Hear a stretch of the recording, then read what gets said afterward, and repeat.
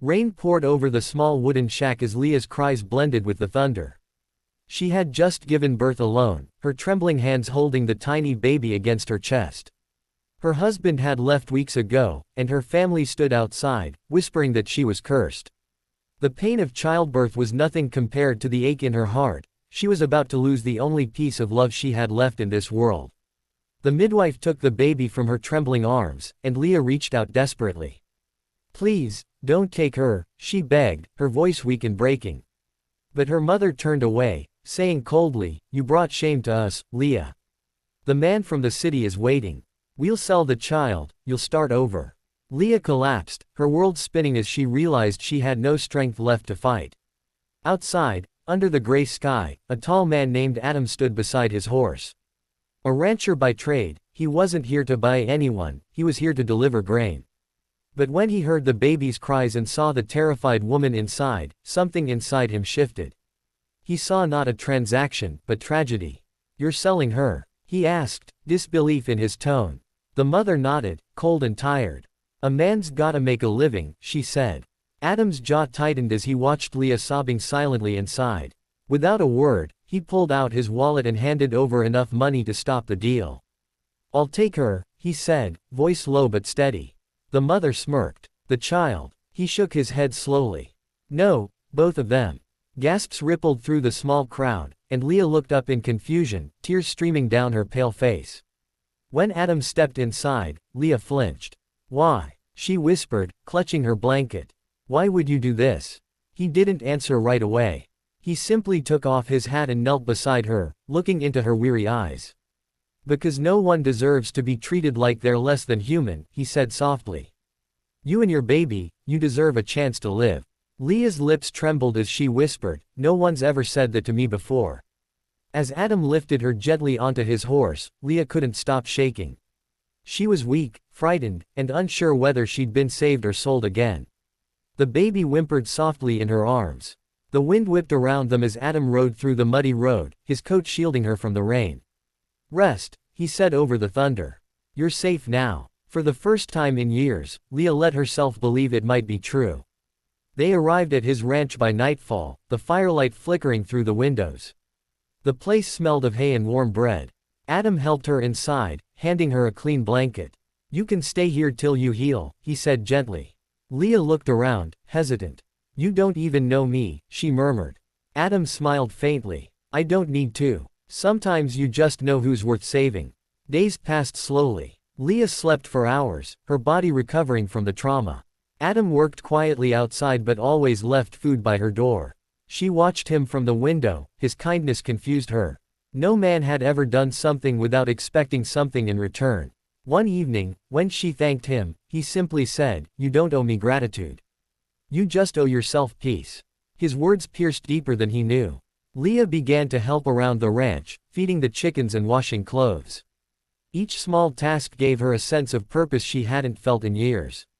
The baby, whom she named Hope, began to giggle when Adam walked in. "She likes you," Leah said shyly. Adam chuckled, his rough hands surprisingly gentle as he held the child. "She's got her mother's courage," he said softly. Leah turned away, hiding the warmth in her smile. For the first time, laughter returned to that house. Yet beneath the calm, shadows from Leah's past began to stir. Word had spread that the man who once abandoned her, the child's father, was back in town. And he wasn't happy that someone else had taken what he once owned. Leah's hands shook as she folded the baby's blanket, the news burning in her chest like fire. The thought of her past walking back into her life filled her with dread. Adam noticed the tremor in her voice when she said, "He's here, the man who left me." His calm eyes darkened slightly, but his tone stayed gentle. "You're safe here, Leah. He won't take what's not his anymore." But she wasn't sure she believed it, because fear doesn't fade just because someone says you're safe. The next evening, a storm rolled in again. Through the sound of thunder came a sharp knock on the door. Adam opened it slowly, and there stood a man in a tattered coat, Leah's former husband, eyes full of bitterness.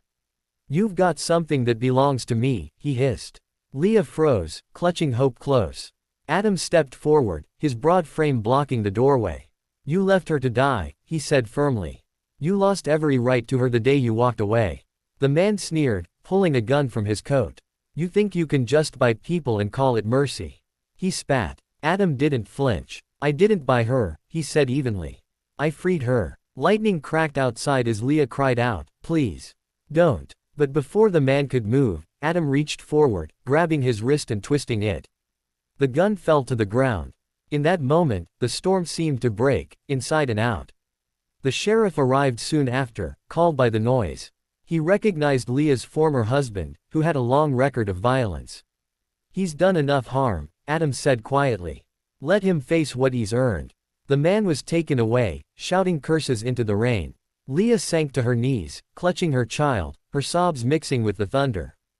Adam knelt beside her, resting a hand on her shoulder. It's over, he whispered. He can't hurt you anymore. In the days that followed, Leah's fear slowly faded into gratitude. She started to laugh again, her eyes brighter each morning. The ranch that once echoed only with the wind now carried the sound of Hope's laughter and Leah's humming as she worked. Adam watched her with quiet pride, not wanting to intrude on her peace. But one evening, as the sun dipped below the hills, Leah approached him. You gave me more than a roof, she said softly. You gave me back my life. Adam smiled, his gaze meeting hers. Maybe you just needed someone to remind you that you still had one, he said. There was a long silence between them, broken only by Hope's giggle as she tugged at Adam's boot. Leah laughed through tears, her heart full for the first time in years. She loves you, she whispered. Adam looked at the baby and then at Leah. Then I suppose I'm the luckiest man alive. As seasons changed, Leah and Adam built something neither of them expected. A home, a family, a quiet kind of love that healed without demanding anything in return. On a spring morning, Leah stood by the porch, Hope in her arms, watching Adam repair the fence. He looked up, wiping sweat from his brow, and smiled the same way he had the day he found her, in the rain, broken but unforgotten. Leah stepped forward, heart steady. Adam, she called softly. When he turned, she said the words she'd held for months. You didn't just save me. You taught me what love means. He walked to her, touching Hope's tiny hand, and said, then we both found what we were searching for. As the sun painted the sky in gold, Leah felt the past finally release its grip. She wasn't the woman who'd been sold anymore, she was the woman who'd been chosen. Adam slipped his hand into hers, and together they watched Hope chase a butterfly across the grass. In that moment, Leah knew the truth. She hadn't just found safety, she'd found home.